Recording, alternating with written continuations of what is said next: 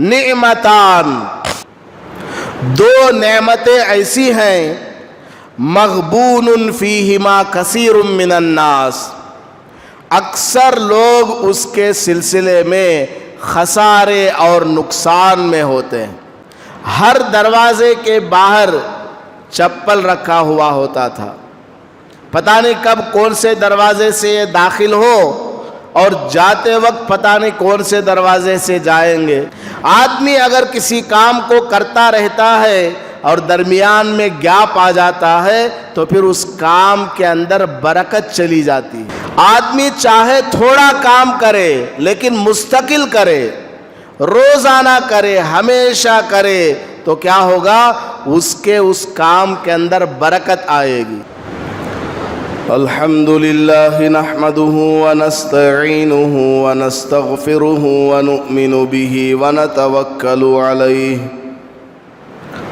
ونعوذ باللہ من شرور انفسنا ومن سیئات اعمالنا من يهده الله فلا مضل له ومن يضلله فلا هادي له ونشهد أن لا إله إلا الله وحده لا شريك له ونشهد أن سيدنا ومولانا محمدا عبده ورسوله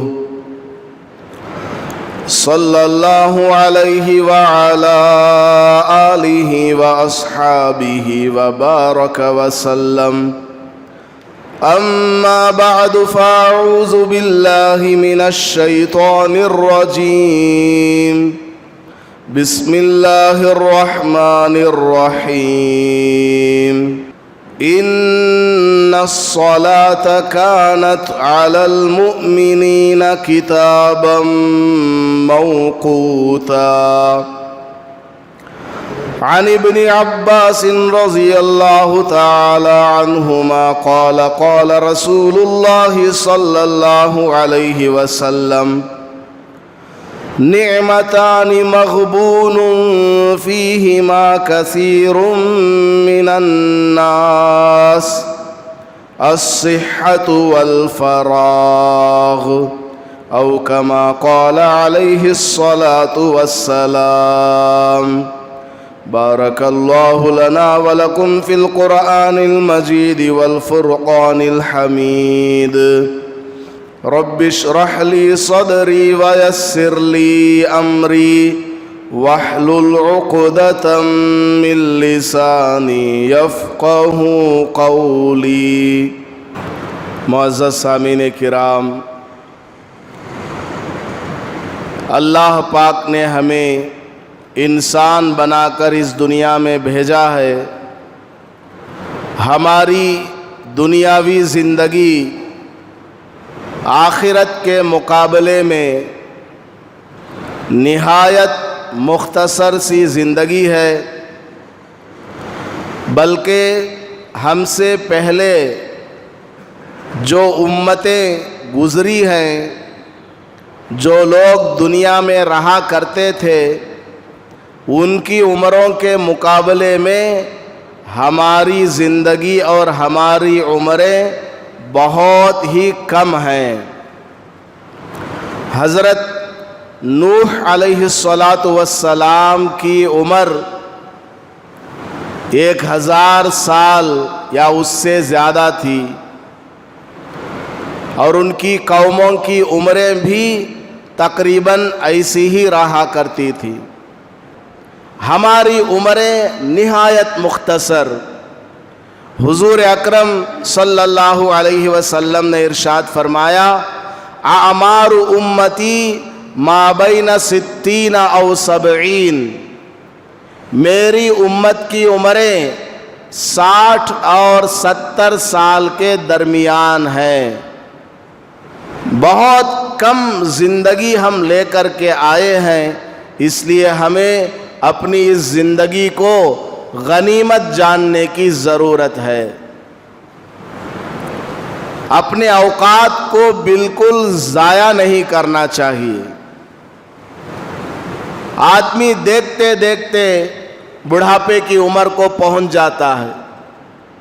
ہر آدمی اپنی زندگی کے بارے میں سوچے کہ میں بچپن میں کیسا تھا، جوانی کی زندگی میری کیسی تھی، شادی میری کس طرح ہوئی اور اولاد ہوئی اور ان کی بھی زندگی آگے بڑھی، اور اب میں بڑھاپے کی عمر کو پہنچ چکا ہوں۔ آدمی کو ایسا لگے گا کہ اس کی پوری زندگی ایک خواب ہے، بہت مختصر سا وقت ہے، حالانکہ آدمی نے 60 سال 70 سال گزار لیے۔ ہماری زندگی دن بدن ختم ہوتے جا رہی ہے۔ کیسے ایک دن گزر جاتا ہے پتہ ہی نہیں چلتا، ایک ہفتہ کیسے گزر جاتا ہے معلوم ہی نہیں ہوتا۔ ابھی تو جمعہ گیا تھا، اب نیا جمعہ آ گیا۔ ابھی ایک مہینہ گزرا تھا، اب نیا دوسرا مہینہ آ گیا۔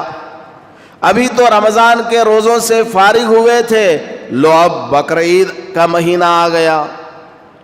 اس طرح انسان کی زندگی اور یہ جو زمانہ ہے یہ آگے بڑھتا جا رہا ہے۔ ایک سیکنڈ کے لیے بھی یہ زمانہ اور یہ وقت کسی کا انتظار کرنے والا نہیں ہے۔ ہمیں اپنے اوقات کو اچھے کاموں میں، فائدے کے کاموں میں استعمال کرنے کی بہت ضرورت ہے۔ بیکار کے کاموں سے، لغویات سے، اور ایسا کام جس کا نہ تو دنیا کا کوئی جائز فائدہ ہے اور نہ ہی دین اور آخرت کا کوئی فائدہ ہے، ایسے ہر کام سے آدمی کو دور رہنے کی ضرورت ہے۔ ہر کام کو کرنے سے ایک سیکنڈ کے لیے آدمی سوچ لے کہ میں اس کام کو کرنے جا رہا ہوں، کیا اس کام کا فائدہ مجھے اس دنیا میں ملنے والا ہے یا آخرت میں ملنے والا ہے؟ ایک سیکنڈ کے لیے سوچ لے گا، انشاءاللہ اس کی عادت بنتے بنتے وہ ایسا ہو جائے گا کہ آئندہ کبھی وہ بیکار کام کے قریب بھی نہیں جائے گا۔ عادت بنانی پڑتی ہے آدمی کو، سالوں میں چل کر اس کو یہ عادت بن جاتی ہے اور آدمی ایک دم پختہ ہو جاتا ہے اپنے اوقات کی نگرانی میں، اور ایک سیکنڈ اس کا ضائع نہیں ہوتا۔ یہ جو ہمارا دین اسلام ہے، قرآن اور آپ صلی اللہ علیہ وسلم کے فرامین اور آپ کی سنتیں، یہ ہمارا دین، ہماری شریعت انسان کو ہر ایک میدان میں، ہر ایک فیلڈ میں گائیڈنس دیتی ہے، رہنمائی کرتی ہے۔ ہماری شریعت کوئی ایسا فیلڈ اور ایسا میدان آدمی نہیں دکھا سکتا جس میں شریعت کی طرف سے کوئی رہنمائی نہ ملتی ہو۔ یہ الگ بات ہے کہ آدمی کو مسئلہ معلوم نہیں ہوتا، لیکن جن لوگوں کو معلوم ہے، علماء کرام، مفتیان اعظام، محدثین کرام، ان سے معلوم کریں گے تو انشاءاللہ ہر ایک فیلڈ میں انسان کی ضرورت کے لیے قرآن اور حدیث کے ذریعے رہنمائی اور ہدایت ضرور ملتی ہے۔ یہ جو ہماری 24 گھنٹے والی زندگی ہے، اللہ پاک نے ہمیں عطا فرمایا ہے، اس کی ہم نگرانی کریں گے تو پھر ہماری پوری زندگی اچھے کاموں میں گزرے گی۔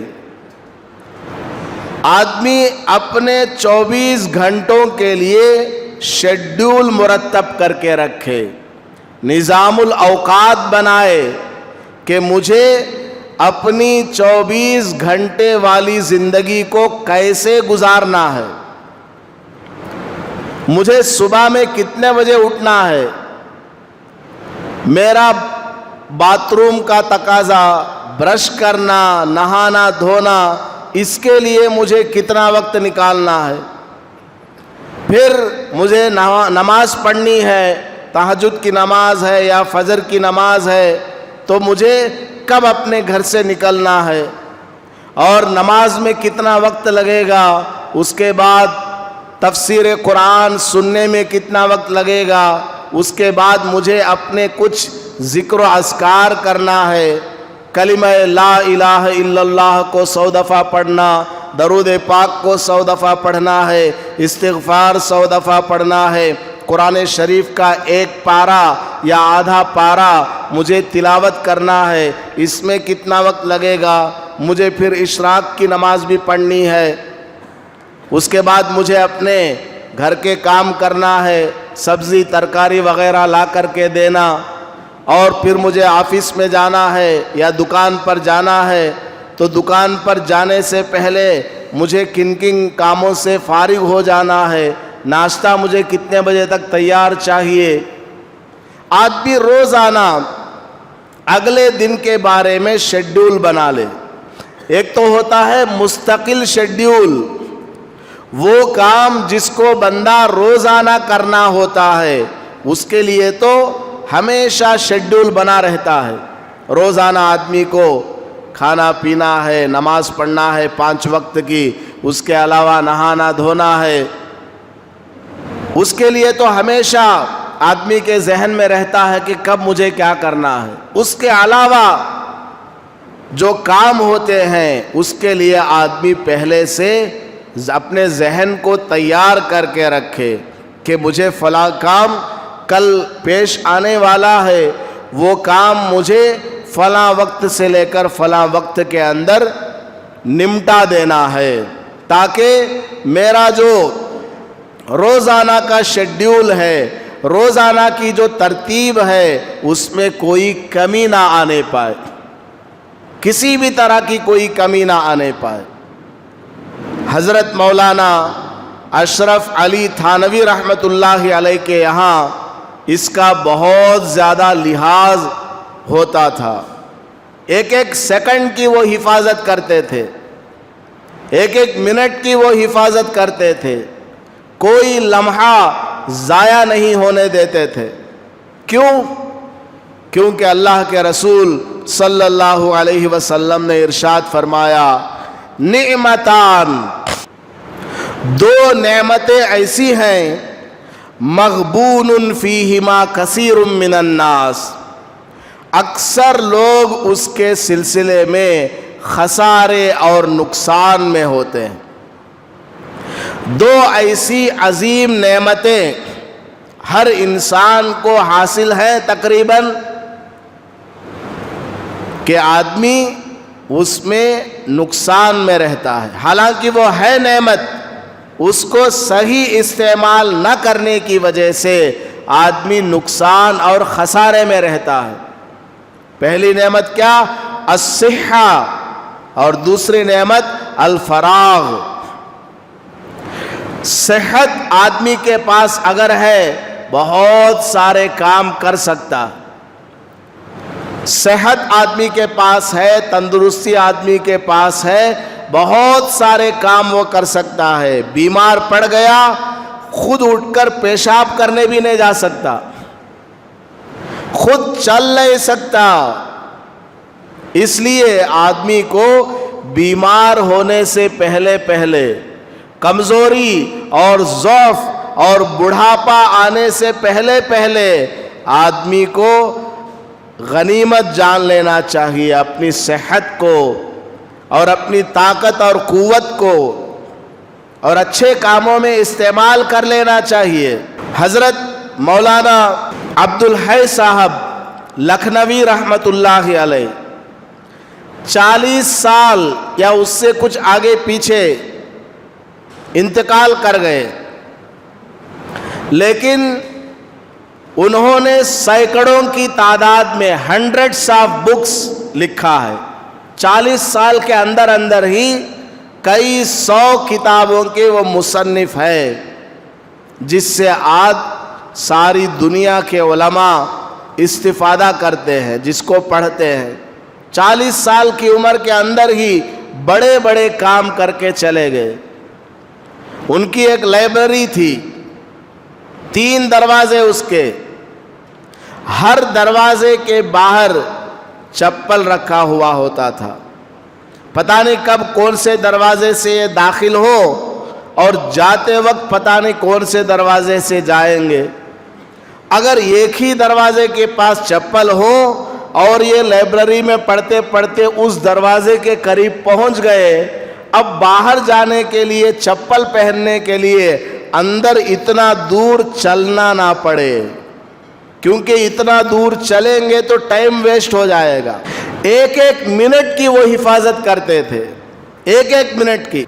حضرت مولانا جلال الدین سیوطی رحمۃ اللہ علیہ بہت بڑے علامہ، 1000 سے زیادہ انہوں نے کتابیں لکھی، 1000 سے بھی زیادہ. ہر ایک فن میں، ہر ایک فیلڈ میں انہوں نے کتاب لکھی ہے، 1000 سے بھی زیادہ. اور 40 سال کی عمر کے اندر اندر ہی یہ سارے کام انہوں نے نمٹا دیا ہے، اور 40 سال کے بعد عبادات میں مصروف ہو گئے. یعنی زیادہ مجاہدہ، ریاضت، زہد اس میں لگ گئے. حضرت مولانا اشرف علی تھانوی رحمۃ اللہ علیہ نے اپنی زندگی میں 1500 سے بھی زیادہ کتابیں لکھی ہیں، اردو کی، عربی کی، جسے آج کل کے علماء کرام پڑھ کر کے استفادہ کرتے ہیں. 1500 کتابیں، روزانہ لکھنا پڑھنا، کوئی وقت ضائع نہیں ہونے دیتے تھے. ایک مرتبہ حضرت کے پاس حضرت کے استاذ حضرت مولانا محمود الحسن دیوبندی رحمۃ اللہ علیہ، جن کو شیخ الہند بھی کہا جاتا ہے، وہ تشریف لائے.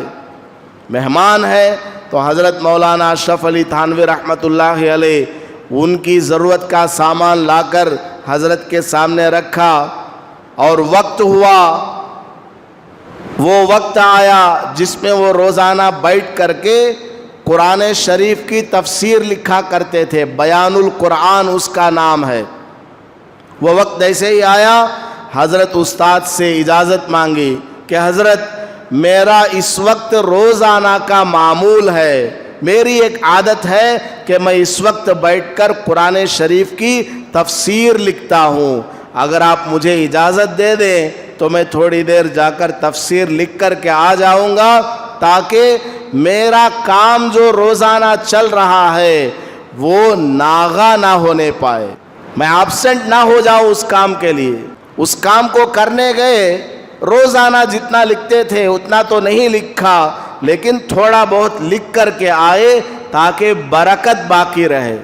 آدمی اگر کسی کام کو کرتا رہتا ہے اور درمیان میں گیپ آ جاتا ہے تو پھر اس کام کے اندر برکت چلی جاتی ہے. آدمی چاہے تھوڑا کام کرے لیکن مستقل کرے، روزانہ کرے، ہمیشہ کرے، تو کیا ہوگا؟ اس کے اس کام کے اندر برکت آئے گی. آدمی آج جوش آ گیا، جمعہ کا دن ہے، 50 رکعت نفل نماز پڑھ لیا، قرآن شریف کی تلاوت بہت زیادہ کر لیا اور تھک گیا، سو گیا، کل فجر میں بھی غائب.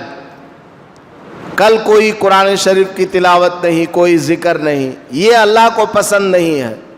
اللہ کو کیا پسند ہے؟ روزانہ کرو، فرض نماز وغیرہ تو پڑھنا ہی ہے، اس کے علاوہ جو ایکسٹرا نفلی عبادتیں ہیں ان کو روزانہ کرو، اتنا کرو کہ تم ہمیشہ کر سکو. ایک دن بہت زیادہ کر لیا، اگلے دن تھک ہار کر کے بیٹھ گیا، ایسا نہیں، بلکہ مستقل ہونا چاہیے، روزانہ پڑھتے رہنا چاہیے، چاہے تھوڑا کیوں نہ ہو، اس کے اندر برکت بھی آتی ہے. ذکر بھی روزانہ آدمی تھوڑا تھوڑا کرتے ہوئے جائے.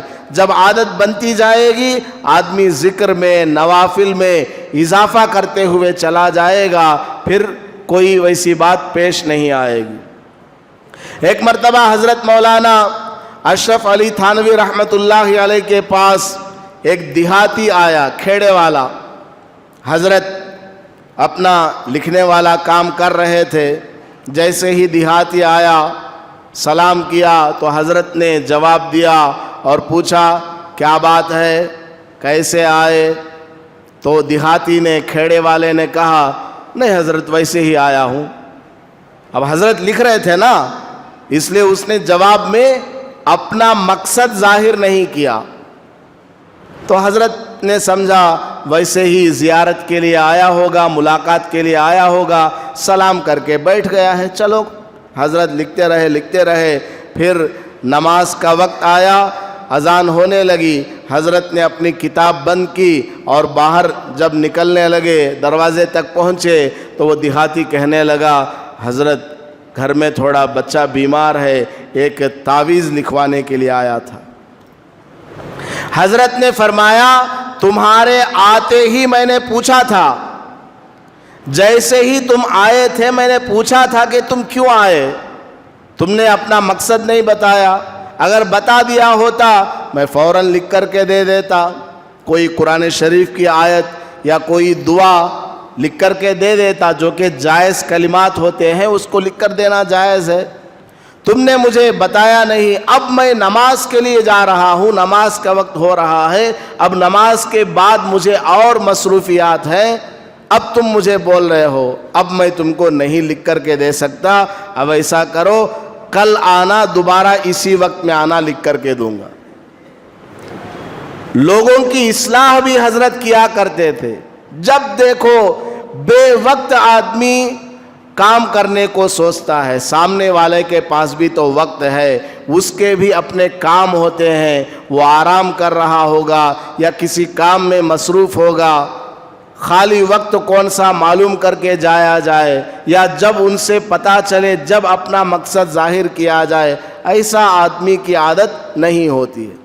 تو خیر، حضور اکرم صلی اللہ علیہ وسلم نے ارشاد فرمایا دو نعمتیں ایسی ہیں انسان کے پاس کہ اکثر لوگ اس میں اپنے آپ کو خسارے میں ڈال دیتے ہیں، ایک صحت ہے اور ایک فراغت ہے۔ صحت اگر کسی کو حاصل ہے، آدمی اپنی صحت کو غنیمت جانے اور اس صحت کے زمانے میں جتنا ہو سکے فائدے والا کام کر لے اپنے لیے، اور آدمی کے پاس وقت خالی ہے، اپنے اوقات کو ضائع ہونے نہ دے، اپنے وقت کی قدر کرے، اس کو ضائع ہونے نہ دے، کسی فائدے کے کام میں اس کو لگائے۔ حضرت مولانا مفتی شفیع صاحب رحمۃ اللہ علیہ دارالعلوم دیوبند کے بہت بڑے مفتی اعظم تھے، وہ انہوں نے ایک دن اپنے گھر والوں سے فرمایا، باپ دیکھیے اپنے بچوں کو کیا کیا بات بتاتا ہے۔ بچوں کو بٹھایا اور کہا دیکھو بچوں، بتانے والی بات تو یہ نہیں ہے لیکن بتاتا ہوں میں۔ حضرت نے یہ بھی فرمایا کہ یہ بات بتانے والی نہیں ہے لیکن میں پھر بھی بتاتا ہوں تمہیں، تاکہ تم عبرت پکڑو، سبق حاصل کرو اور اپنا وقت ضائع مت کرو۔ حضرت نے فرمایا میں تو دن بھر اپنے دینی کام میں مصروف رہتا ہوں، لکھنا، پڑھنا اور دیگر بچوں کو پڑھانا وغیرہ، ان کاموں میں لگا رہتا ہوں۔ میں سوچتا ہوں کہ میرا کوئی لمحہ بیکار نہ جائے، یا تو وہ لمحہ دین کے لیے استعمال ہو یا دنیاوی کسی جائز کام میں میرا وہ وقت استعمال ہو، البتہ بیکار نہ جائے۔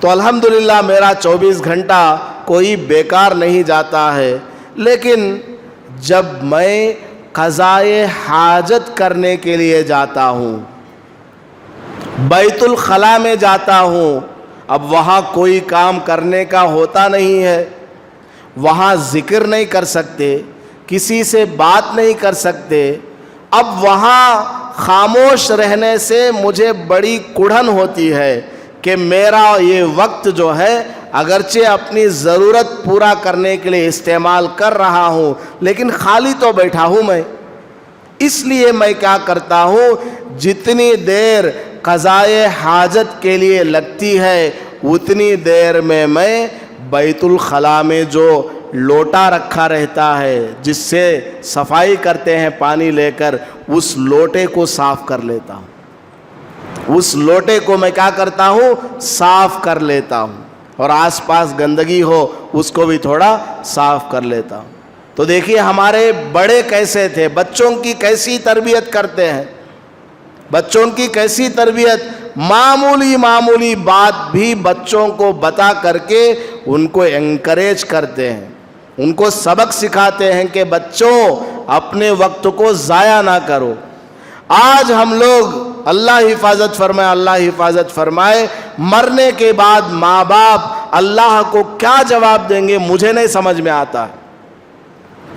بچوں کے ہاتھ میں موبائل پکڑا دیتے ہیں، اب دن بھر بچہ موبائل لے کے کھیل رہا ہے، گیم کھیل رہا ہے، بہت سارے ناجائز کام اس میں کرتا ہے اور فلم دیکھتا ہے اور پتہ نہیں آگے کہاں تک بڑھ جاتا ہے، اپنے دل و دماغ کو اتنا ناپاک کر لیتا ہے، اتنا ناپاک کر لیتا ہے کہ اس نوجوان کو ماں میں، بہن میں، بیوی میں فرق محسوس نہیں ہوتا۔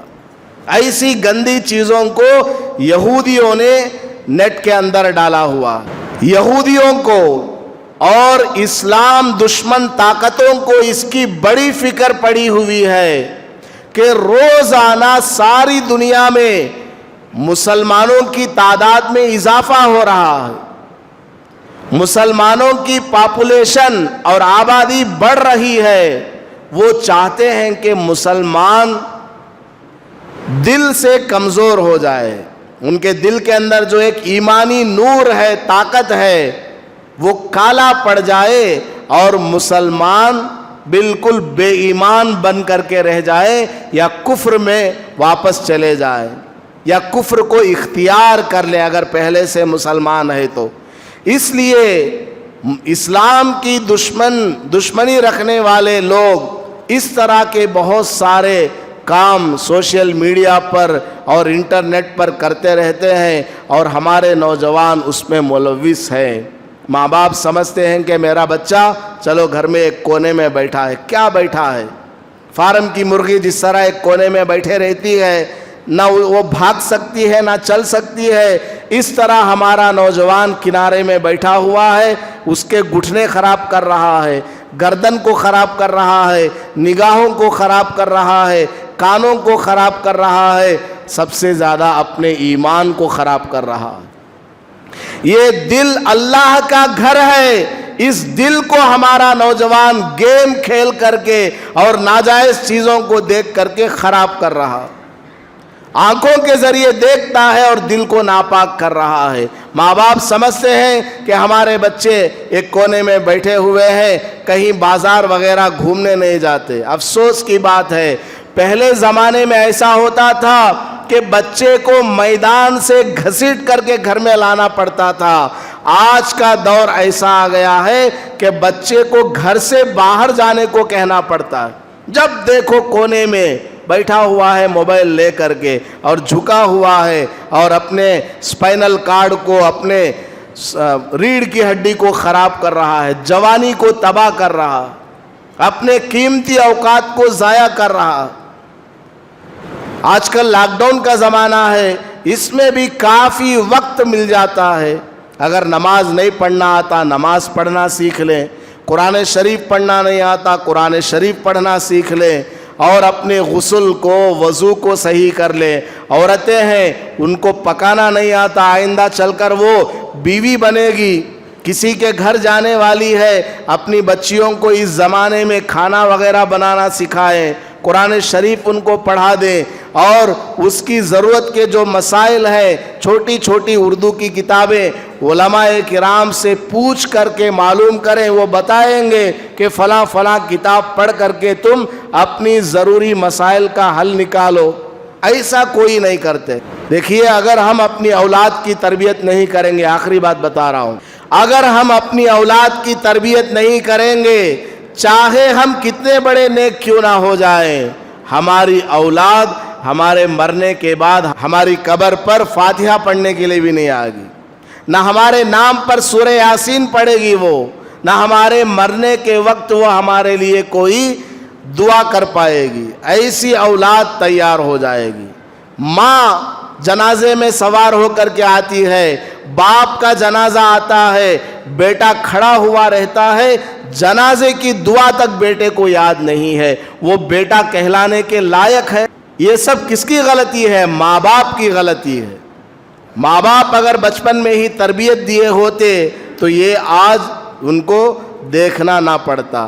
خیر، ہمیں اپنے اوقات کو ضائع نہیں ہونے دینا چاہیے، اپنے اوقات کا صحیح استعمال کریں۔ 24 گھنٹے والی زندگی کے لیے شیڈول اور نظام الاوقات مرتب کر کے رکھیں کہ ہمیں کس وقت میں کیا کیا کام کرنا ہے، تاکہ ہمارا کوئی بھی وقت ضائع ہونے نہ پائے۔ اللہ پاک ہمیں کہنے سننے سے زیادہ عمل کرنے کی توفیق عطا فرمائے۔